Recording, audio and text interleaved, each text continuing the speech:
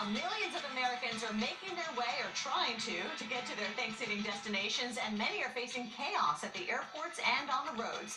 From Los Angeles to Washington, D.C., the weather is causing delays from coast to coast. Welcome back to our special report, Tracking Cato's Chaos. I'm Kelly Cass in the lab with our storm specialist, Dr. Greg Postel.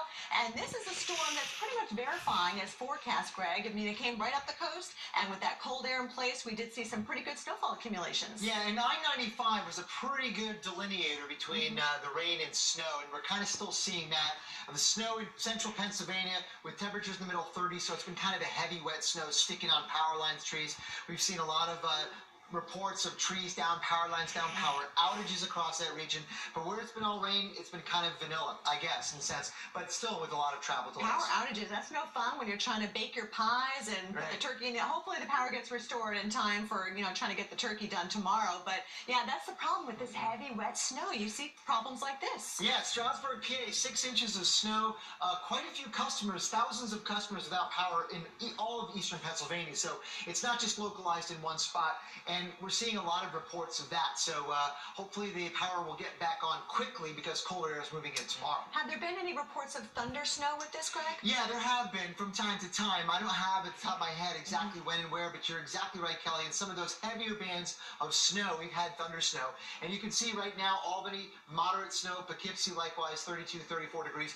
Boston, on the edge of the rain-snow line. They're 37, and I imagine they'll go over to snow eventually, but probably on the tail end of the event. So Boston and Southeast are fair. I don't think we're going to get any accumulation of snow. So the Cape is just wet. Boston kind of right on the edge here. But once you head for the hills over here, Worcester and certainly back toward the Berkshires, that's where we're seeing some pretty heavy snowfall. That's really cool. That's a great point, Kelly, because exactly it was elevation. The temperatures don't vary a whole lot here.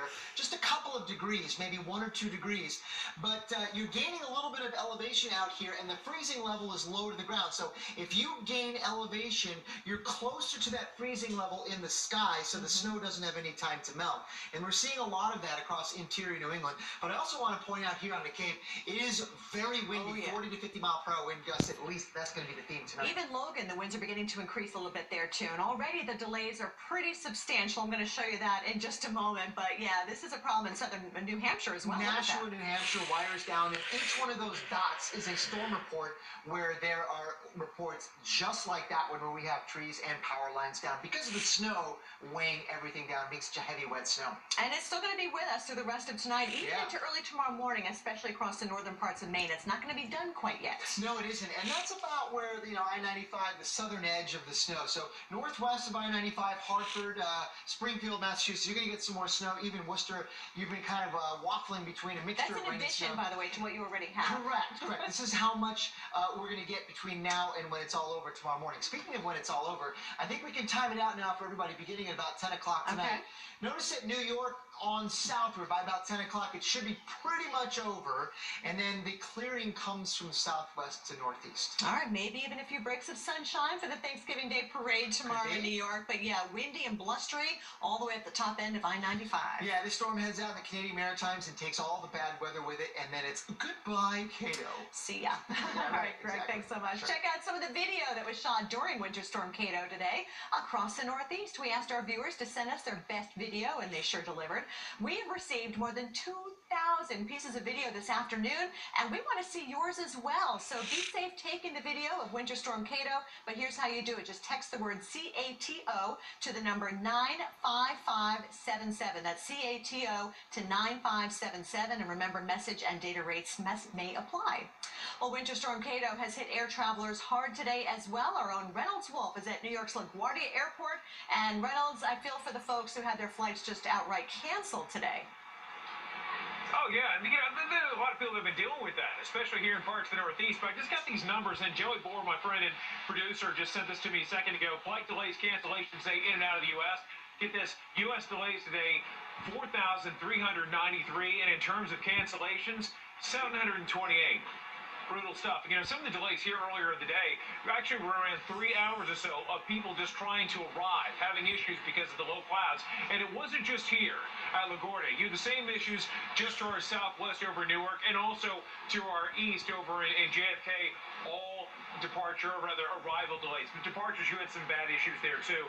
A lot of people with the cancellations have basically thrown in the towel for tonight. They're going to regroup, stay at a hotel, maybe stay with friends and try to fly out tomorrow. Certainly hoping for better times, but let me tell you, the frustration for a lot of people is starting to bubble up.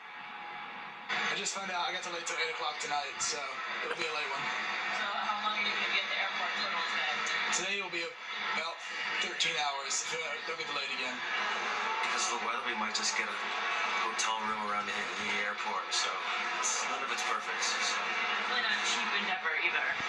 No, I'd rather not think about that yet. So that distress will come later. Yeah, that's definitely the attitude so many people have. They're not really too concerned about it, what it's costing them monetarily. They're thinking about what it's costing in terms of the priceless moments that they'll have with their friends and the family around the Thanksgiving table. Well, as I mentioned, people are going to regroup their way tomorrow back to the airports and try to fly out again. As Dr. Craig Postel and Kelly showed you moments ago, we do expect Cato to be going. And when it does, we'll have better improving situations in terms of the weather and hopefully better flights to everyone to get out and get home. All right, Kelly, let's send it back to you. Reynolds,